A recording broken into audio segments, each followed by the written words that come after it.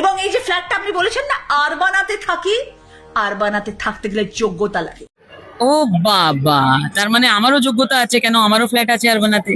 যারা আরবানাতে থাকছে না বা যারা সাধারণ মানুষ, যারা মানে বউবাজারে থাকছেন বা যারা মানিকতলায় থাকছেন, তাদের যোগ্যতা নেই, একমাত্র ওনারই যোগ্যতা আছে। উনি কখন মানে কিসে ধোঁয়া দেখেন, কিসে আবার যোগ্যতা থাকে, কিসে আবার মানে কি লাগে আমি জানি না। মানে এটাই হয় যখন একদম উঁচু জায়গায় কেউ চলে যায়, সে নিচের দিকে তাকাতে বা মনে করে যে নিচে সব পিপলিকার মতন। আমাকে সিটটা কেন দেওয়া হয়েছিল? আমি রচনা বন্দ্যোপাধ্যায় ডিফেন্স স্টার, আমি রচনা বন্দ্যোপাধ্যায় দিদি নাম্বার 1। আমার ফেসটাকে কাজে লাগানোর জন্য হুগলি সিট আমাকে দেওয়া হয়েছিল। ব্যবহার কেউ করতে চাইলেই না ব্যবহার করা যায় না, ব্যবহার হতেও দিতে হয়। তাই আমি চাইবো তবে আমার ফেসটা কেউ ব্যবহার করতে পারবে। আমরা এরকম দলের সঙ্গে যুক্ত হতে চাই না যেখানে এত দুর্নীতি। এই বদনামের ভাগিদার আমরা হব। হয়তো 4 তারিখের পর ওনার জ্ঞানের উন্মেষ হয়েছে, তার আগে উনি অজ্ঞান ছিলেন। যাকে তাকে ফুটপাত থেকে, এই অ্যারোগেন্স কি মানে? তার মানে কি ফুটপাতে যারা বসে আছে তারা মানুষ নেই? দেখুন, উনি কখন ধোঁয়া দেখেন, উনি কখন মানে কিসে ধোঁয়া দেখেন, কিসে আবার যোগ্যতা থাকে, কিসে আবার মানে কি লাগে আমি জানি না। মানে একটা কোন কমপ্লেক্সে থাকার জন্য কারোর যদি এরকম একটা সুপিরিয়রিটি কমপ্লেক্সে ভোগেন, সেখানে সেটা তার মানসিকতার বিষয়। তবে একদম মানে এটাই হয় যখন একদম উঁচু জায়গায় কেউ চলে যায়, সে নিচের দিকে তাকাতে বা মনে করে যে নিচে সব পিপলিকার মতন, কিন্তু বুঝতে পারে না যে কোন পিপিলিকার কখন পাকা নিয়ে ওপরে উঠে পড়তে পারে আর কি ওপর থেকে কখন নামতে। ওপর থেকে নিচে নামতে বেশিক্ষণ সময় লাগে না। এইসব কথা বললে মানে কোনো লাভ নেই।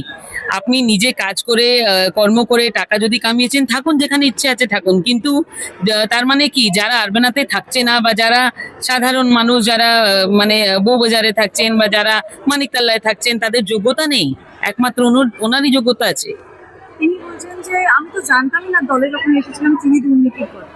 বাবা, জানতেন না? ওনার 100 ভিডিও আমি দেখিয়ে দিব, যেখানে উনি বারবার এত প্রশ্ন করার পরেও বলতেন যে দলকে উনি সমর্থন জানিয়েছিলেন, তখন বলেছিলেন কেউ চোর নেই, যা আছে দিদি আছে সবকিছু।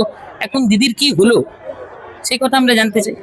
যাকে তাকে ফুটপাত থেকে তুলে না তো দাঁড় করাতে পারতেন, কেন রচনা বন্দ্যোপাধ্যায়কে দাঁড় করানো হয়েছে? রচনা মানে এই অ্যারোগেন্স, যাকে তাকে ফুটপাত থেকে, এই অ্যারোগেন্স কি মানে? তার মানে কি ফুটপাতে যারা বসে আছে তারা মানুষ নেই? এসব কথা বলবে না। দেখুন, বিজেপি এই ধরনের কোনোদিন ভাবে না। সেই জন্য আপনি দেখুন, একটা ছোট্ট থেকে ছোট্ট কর্মীও বিজেপিতে সেই ইম্পর্টেন্স পায়।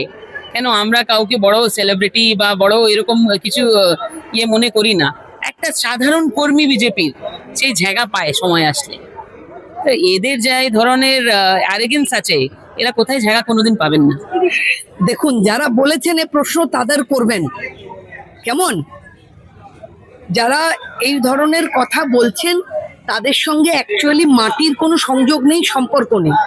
যারা এই জাতীয় কথা বলছেন তাদের কাছে না নীতি আছে না আদর্শ আছে। এরা কেন রাজনীতি করেছেন তার কোনো কারণ নেই।